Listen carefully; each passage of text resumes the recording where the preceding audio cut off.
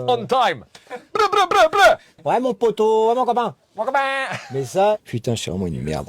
Que vous venez de milieux artistiques différents et pourtant on sent une complicité assez folle quoi entre vous deux. Comment vous l'expliquez? Les différences s'attirent. Eric Se complètent. s'attire. C'est Eric s'attire. Ça se complète. C'est ce que raconte le film. C'est qu'on peut Être complètement différent et pourtant avoir des points communs, quoi. et des goûts en commun. En l'occurrence, ça passe par la musique. Et le fait qu'il y ait des différences, ça veut pas dire qu'on se comprend pas. Et si on se comprend, ça veut pas dire qu'on est pareil. Surtout, ça donne beaucoup d'espoir. On peut venir même de pays différents et se comprendre. Et pas parler la même langue et avoir l'impression. Non, mais avoir l'impression de se connaître. Moi, j'adore rencontrer des gens. J'ai l'impression qu'on est tellement différents et on se fait une vanne et tac, ça match. Et j'ai l'impression qu'on se connaît depuis toujours. Ça passe soit par l'humour, soit par la musique, soit par un petit geste comme ça. Non, mais c'est S'il y a hyper pas de réjouissant. Ça PD, donne beaucoup de. s'il y a Ça pas de donne... PD, comme on dit Oh, dans le arrête, tournage, putain, c'est il n'y a que insupportable. les hommes qui s'aiment.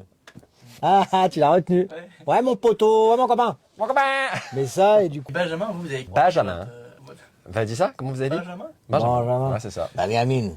Mais du coup Benjamin, t'as On peut tout économisé 2 ans pour acheter ta première batterie, 950 francs. Ouais, et alors je me suis un flash tout à l'heure, j'ai même fait une batterie maison, j'avais une grande caisse en plastique, comme une espèce de grande bassine, qui était ma grosse caisse, et j'avais les poignées en bois de mon barbecue électrique, et quand je tapais dessus, ça faisait un bruit de caisse claire. Ah ouais. Je te jure que c'est vrai. Du coup, j'avais la grosse caisse, la caisse claire, et moi j'avais pris un couvercle de casserole, et ça faisait la cymbale.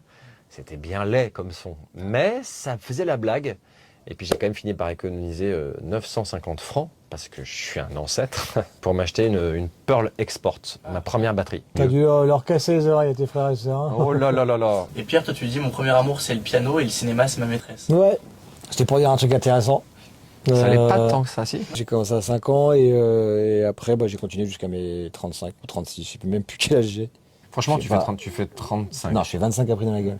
Et Benjamin le réalisateur il dit diriger un orchestre c'est comme conduire une Formule 1, on n'a pas le droit à l'erreur. Il a dit des trucs pareils, Pas lui, fou. Emmanuel Courcol. Ça demande beaucoup d'exigences. C'est extrêmement exigeant, difficile. Au-delà de l'indépendance des mains, de la main droite, c'est la rythmique, et la main gauche, c'est la main de l'émotion, la main du cœur. Il faut respirer la musique, il faut avoir confiance en soi. C'est hyper difficile. C'est pas que la technique, c'est aussi beaucoup de psychologie. Ouais. Donc c'est un métier qui est hyper beau parce que c'est entre la subjectivité de l'émotion, tu vois, du ressenti, tout ça, et pourtant une sorte d'académisme hyper carré, quoi. Et je me suis rendu compte en un cours. Putain, je suis vraiment une merde. Trombone, Un génie. ça Un génie. Ça sonnait toujours juste le trombone que t'as appris avec Estelle, il me semble. Ouais, Estelle Wolf. Qu'on salue. Salut Stell. Salut Estelle. Il y avait aussi Sarah Souko, la pirate, qui avait appris à faire de la trompette. La trompette. Mais ça, et du coup, non, la Norvège, c'est un beau pays. Merci on time. Ah putain, c'est la fin. Mais oui, mais Ah non. c'est rapide.